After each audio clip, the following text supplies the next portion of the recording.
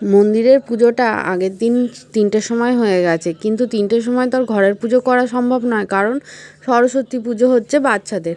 আমরা বড়রা উপোস থাকতে পারলেও বাচ্চারা কিন্তু উপোস থাকতে পারে না, তাই জন্য আমি পরের দিন সকালে সরস্বতী পুজো করেছি। আর আমাদের মন্দিরটা তো মোজাইক হয়ে গেছে, তোমরা তো দেখেইছো, তাই জন্য পুজোটা হয়েছে, খুব ভালো লাগছিল। আর এটা হচ্ছে আমার বাড়ির পুজো। আমার সোনামা এসেছিলো, আমাদের মিষ্টি মা এসেছিলো।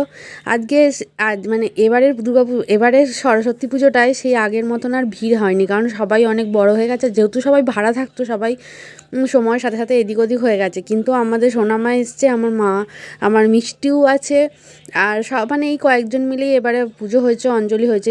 এত কম জন মিলে অঞ্জলি আমার বাড়িতে এরকম কোনো দিন হয় না, কিন্তু মায়ের কী ইচ্ছে জানি না। তবে এবারে কোয়ার্টারে সরস্বতী পুজোর সময় একদমই বাচ্চা ছিল না, মানে যে বাচ্চার ভিড়টা থাকে তারা সবাই চলে গেছে, নতুন মানুষ এসছে, নতুন সবাই বড়রা। তো এভাবেই কোনো রকমে পুজো কমপ্লিট হলো। বাড়িতে যেহেতু সরস্বতী পুজো হয়, আশেপাশে কয়েকজন বাচ্চাদের মিলেই মানে হয় পুজোটা কমপ্লিট, কিন্তু এবারে এরকম ফাঁকা ফাঁকাই পুজো হয়েছে, তাও পুজোটা কমপ্লিট হয়েছে সরস্বতী পুজো।